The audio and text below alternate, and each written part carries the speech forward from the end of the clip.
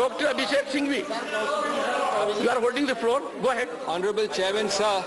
Honorable Chairman, sir. Honorable Chairman, sir. Members of this august House. Mic is on. Honorable Chairman, sir. Honorable members of this august House. As I rise to oppose this retrogressive bill, I ask why no government since 1992, when Delhi's special constitutional status was created, be it a BJP government or a Congress government, be it any other color of the political spectrum, be it the same political party, the center and the NCT, or be it different parties, not one of them has tried to overrule two constitution bench judgments. Not tried to overrule two constitution bench judgments on the status. Please. The status of NCT. Why did no government create an authority where the Chief Minister of Delhi is in a minority? Why did no government empower two bureaucrats to overrule an elected Chief Minister? Why did no government make the Honorable LG, who is a constitutional figurehead except in three areas, into a super CM? And finally, why did no government make it available to the LG's powers to appoint heads of regulatory agencies, large number, all of Delhi, for Delhi, by Delhi, funded and budgeted by the NCT government, but the power of appointment of its heads is with the LG. Honorable members of this august House, this government and this bill has done it all. Something not done earlier. Friends, why was it not done earlier? Because unfortunately it is the fitrat of this control freak sarkar, whose vendetta, whose visiting card appears to be vendetta, whose identity badge is of a graceless and fuming electoral loser. Yes. Whose approach is to control by hook or by crook, usually more by crook and less by hook. Yes. So friends, make no mistake about it. As I will demonstrate shortly, this bill is completely unconstitutional. It is fundamentally anti-democratic. It is a frontal assault on the regional voice and aspirations of the people of Delhi. It violates all principles of federalism, all norms of civil service accountability, all models of assembly-based democracy, and of course, it violates, as I will demonstrate, the basic structure. Friends, it is not about this NCT government or that. It is the deliberate regression from a people's government guaranteed to the people of Delhi 30 years ago. And hence it is a decimation of the most fundamental constitutional values on the basis of which 239AA and that entire chapter was passed. That is why, friends, we must all collectively rise to oppose it. Because otherwise, friends, Iqbal's words will haunt us when he talked of Tariq ki nazrein, and he said, "Lamon ne khata ki, sadiyon ne saza pai." Friends, we must also collectively oppose it, because someday this anti-federal knock will come at your door. ये उनके लिए सोचने की बात है जो इस bill का समर्थन कर रहे हैं या समर्थन करने की घोषणा कर दी है, जो आज दिल्ली सरकार के साथ हैं, शायद कभी आपके पास भी जल्द ही आपके साथ भी ऐसा ही हो सकता है। सबका नंबर आ सकता है। उस वक्त जब नंबर आएगा तो आपको सिर्फ याद आएंगे मार्टिन न्यूमेलर के वर्ड्स। वो पुराने जाने माने शब्द हैं, लेकिन मैं दोहरा रहा हूं। First they came for the socialists and I did not speak out because I was not a socialist. Then they came for the trade unionists and I did not speak out because I was not a trade unionist.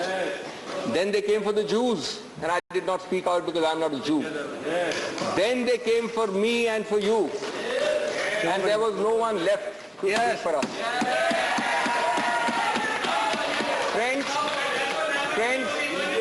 what does, let me start with my two heads. What does this bill do textually first? And secondly, what is the consequence of that text? Let me deal with these two aspects first. दोस्तों, ये bill एक civil services authority बनाता है और उसको व्यापक शक्तियां देता है सुझाव देने की, हर नियुक्ति, हर स्थानांतरण, हर चीज के बारे में, ग्रेड ए अफसर से लेके दानिश अफसर तक। व्यापक है, विशाल है। कौन किसी और की सरकार में वित्त का सेक्रेटरी बनेगा, कौन पीडब्ल्यूडी का सेक्रेटरी बनेगा, उनके बीच में अदला बदली कब और कैसे होगी, ये माननीय एलजी करेंगे निर्णय, न कि चुनावित सरकार। ये बड़े स्पष्ट प्रावधान है, मैं अभी आपको प्रावधान के नंबर नहीं दे रहा हूं। दूसरा, जितने भी सतर्कता के अधिकार क्षेत्र हैं और जितने भी नॉन सतर्कता, नॉन विजिलेंस, वो सभी केसेस अनुशासनहीनता के विषय में सब इस अथॉरिटी में आएंगे सुझाव के लिए और माननीय एलजी के पास निर्णय के लिए। इसका उद्देश्य बड़ा स्पष्ट है। उद्देश्य है एक भय और हिस्टेरिया का माहौल बनाना, एक खौफ पैदा करना, जिससे कि आप इन सभी सचिवों को कंट्रोल कर सके, जो कि दिख रहा है दिन प्रतिदिन। तीसरा, ये अथॉरिटी में 3 व्यक्ति हैं, चीफ सेक्रेटरी, प्रिंसिपल सेक्रेटरी और मुख्यमंत्री। और मुख्यमंत्री को बहुत बड़ा ओहदा दिया है, अध्यक्ष बनाया गया है। ये अजीब सा अध्यक्ष है दोस्तों। कोरम है 2 लोगों का, ये एक चेयरमैन है बिना चेयर के। मैंने वैश्विक और भौगोलिक रूप से आज तक कहीं नहीं देखा मेरे सीमित अनुभव में कि एक चुनावित चीफ एग्जीक्यूटिव 2 सचिवों के नीचे आएगा। ये 2 सचिव बैठ के निर्णय करेंगे, ये 2 सचिव बैठ के निर्णय करेंगे और वो मुख्यमंत्री वहां खड़ा होगा, देखता रहेगा, चुप्पी साधेगा या अपना डिसेंट नोट करवाएगा। और उसके बाद, और ये सब प्रावधान है, एक एक चीज में जो बोल रहा हूं प्रावधान है, उसके बाद ये निर्णय और सुझाव जाएगा पहले सुपर सीएम के पास और उसके बाद सुपर बॉस जो हमारे सामने बैठे हैं माननीय गृह मंत्री, ये सब गृह मंत्रालय में आएगा।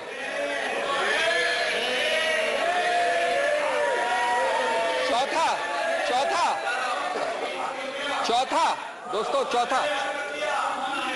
बाद में चौथा, जितने बोर्ड्स हैं, समितियां हैं, संस्थाएं हैं, वो सब, और इसमें बहुत हैं, महत्वपूर्ण हैं, अल्पसंख्यक संघ, Delhi सूरेज board, Delhi Jal board, so many, labour welfare board, Waqf board, ऐसे 20 की सूची हमने दी है न्यायालय में। उन सब की बजट बनाएगा ये एनसीटी सरकार। उनके काम होंगे एनसीटी के लिए, एनसीटी के लोगों के लिए, लेकिन उनके अध्यक्ष, उनके हेड को वहीं से अपॉइंट होंगे, सुपर सीएम या गृह मंत्रालय से।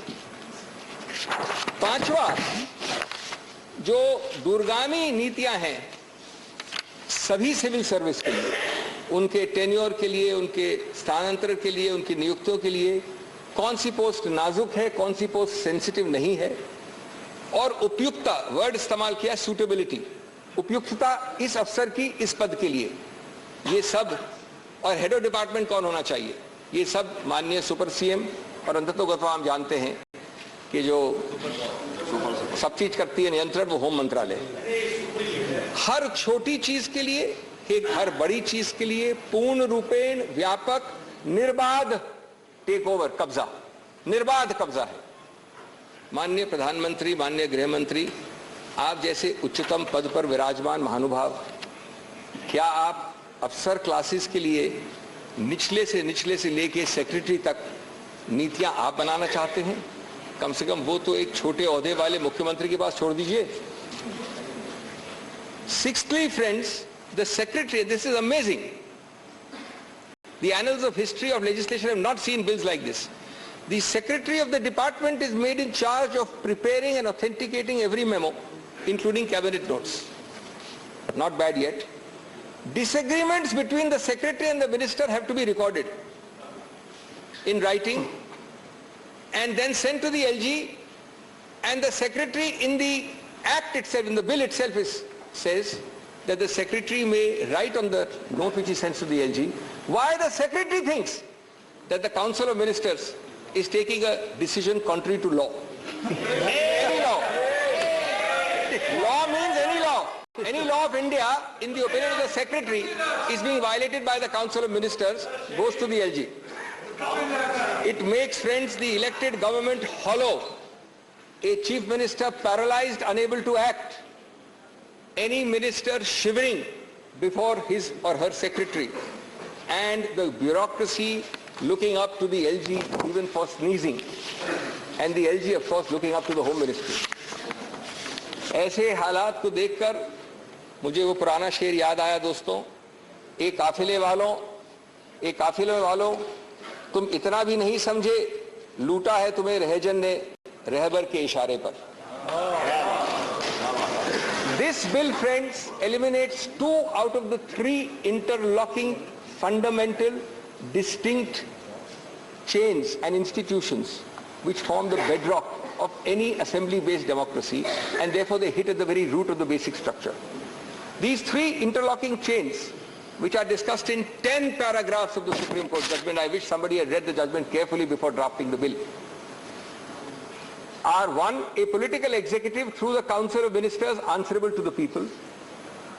2, a civil service answerable to the political executive and hence accountable to the people through the political executive. And regulatory agencies which are an integral part of governance in any system. The bill simply eliminates number 2 and 3. Out of 3, it takes away 2. Friends, the object is not to make Hamlet the Prince of Denmark, not even the slave of Denmark, but to take over Denmark itself. It is to make Denmark a hollow shell, substitute NCT for Denmark. Its second impact is that it eliminates the accountability of the civil service completely. In doing so, it eliminates the very concept of Westminster-style democracy, which Delhi is supposed to be fully Westminster-style minus 3 subjects only. The civil service, friends, after this bill will jump, bend, crawl, answer at the behest of an external agency, be it the Home Ministry or the Super Chief Minister. There is not even a token diarchy of powers between the CM and the LG. It converts an impartial civil service into a dictatorial civil service. Shame.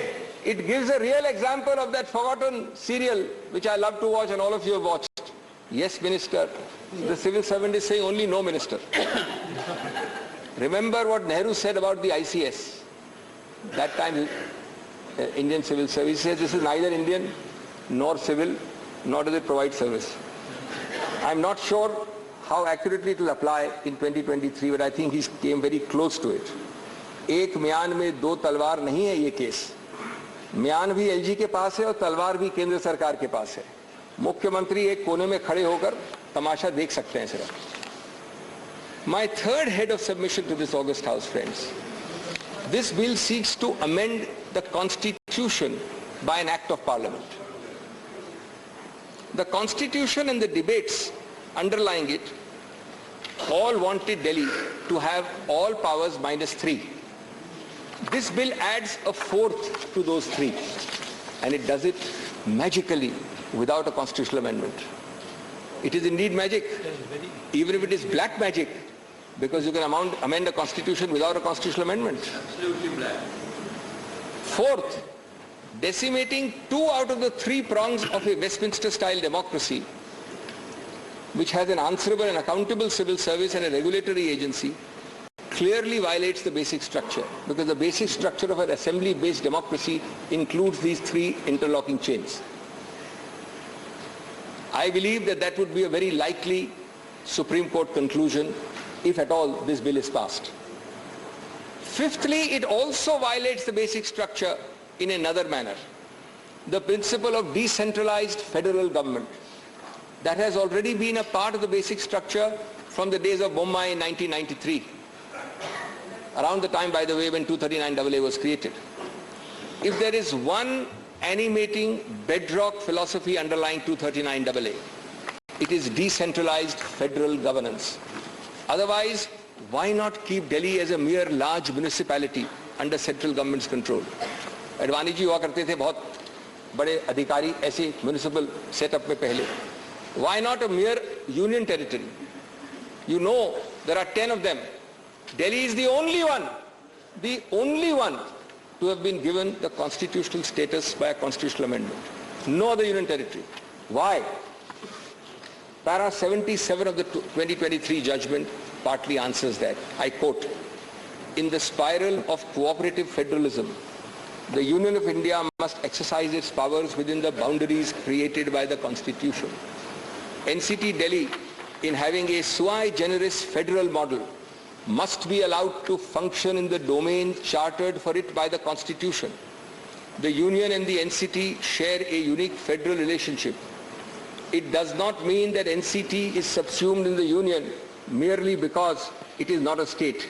ये मेरे शब्द नहीं हैं, ये उच्चतम न्यायालय के शब्द हैं. Friends, Delhi alone, out of 10 such territories, was given this constitutional status.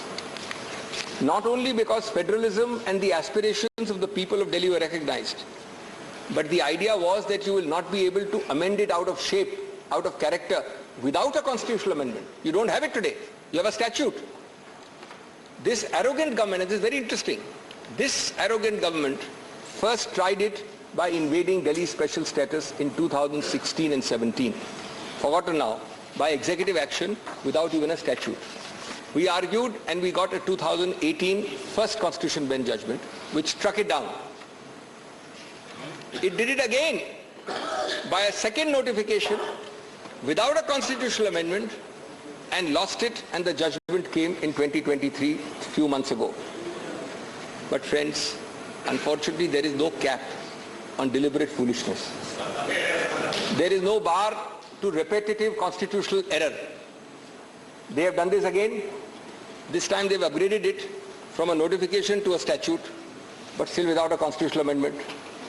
And even if this bill is passed, which I am sure it will not be, the result will be the same a third time. History will repeat itself.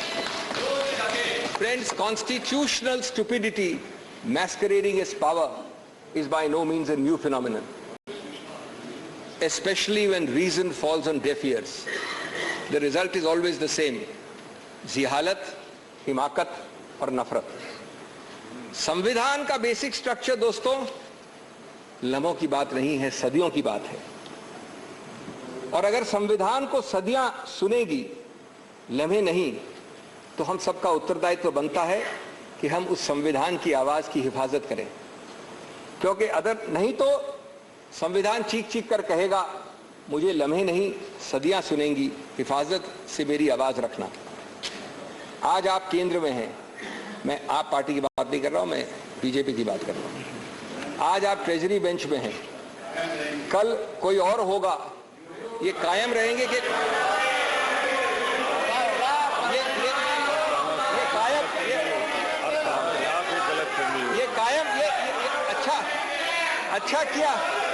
अच्छा किया आपने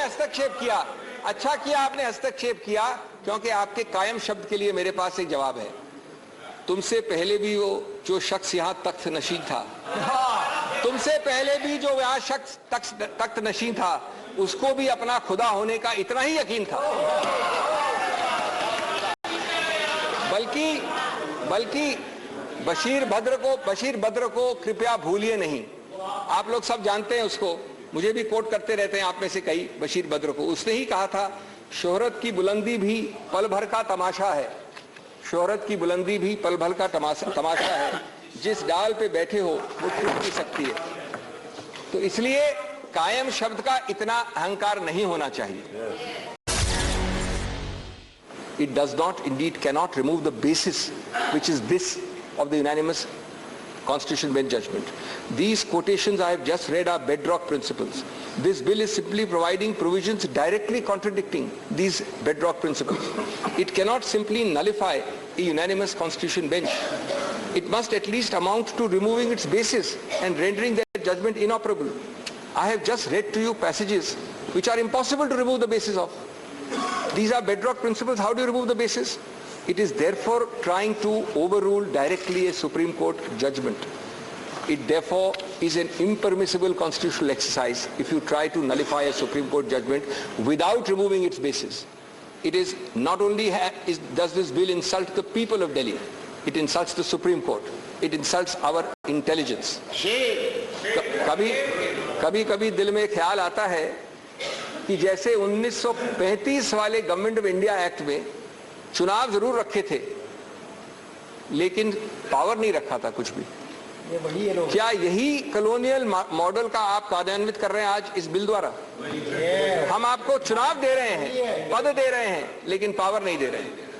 Is this not an illegal power grab through the back door? Yes. Now, seventhly, friends, I come to the main defense, the only defense of the government, because you should know this, how wrong and how fallacious it is. It is based on clause 7A and B of the article. Can I just read? None of you need to be lawyers to understand this, the text of the, and you'll get the answer automatically. This is the entire defense.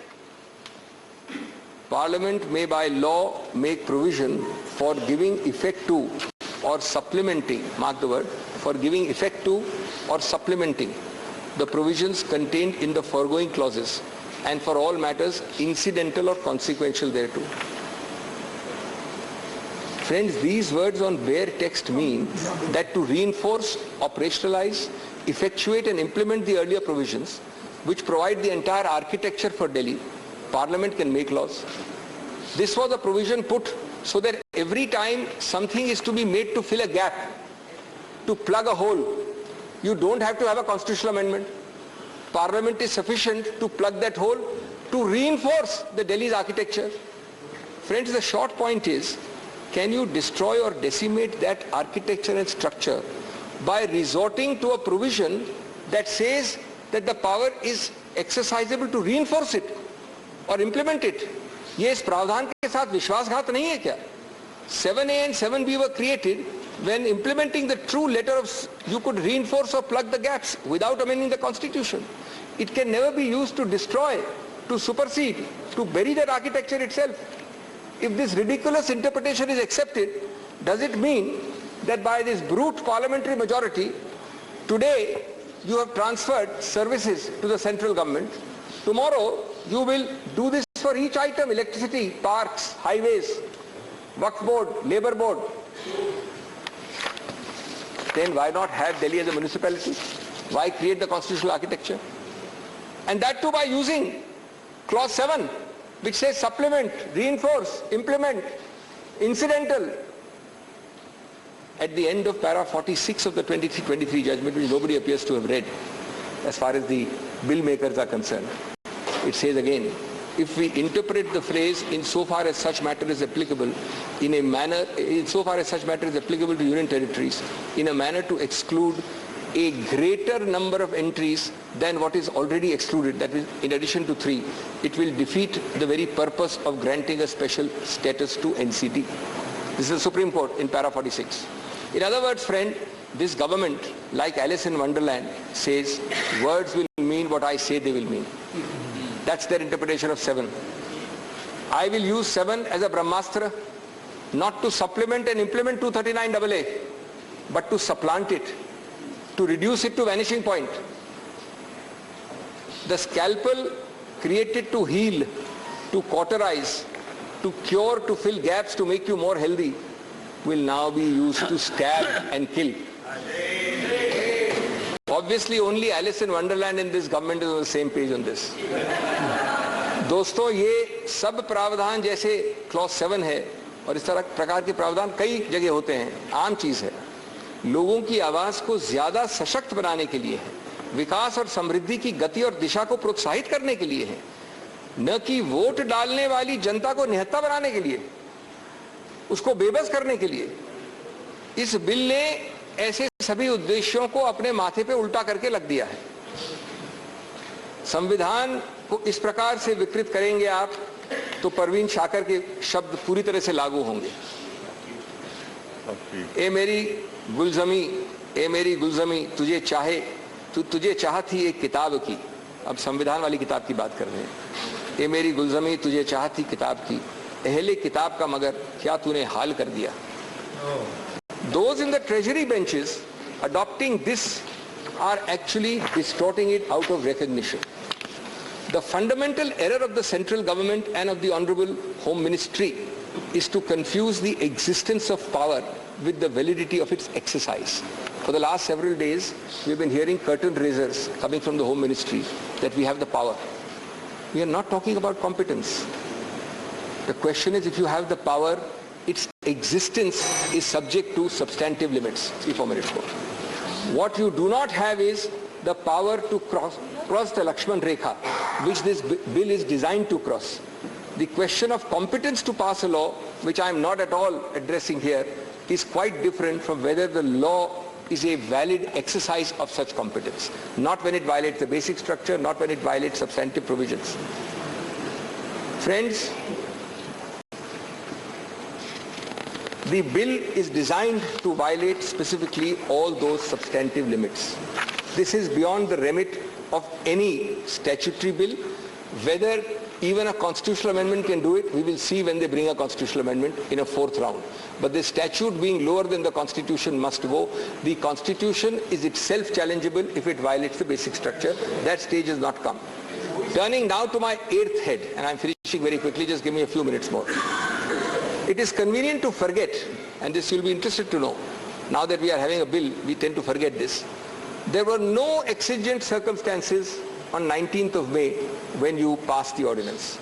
The Supreme Court has said in 100 judgments, you must demonstrate how, quote unquote, it is necessary to take immediate action.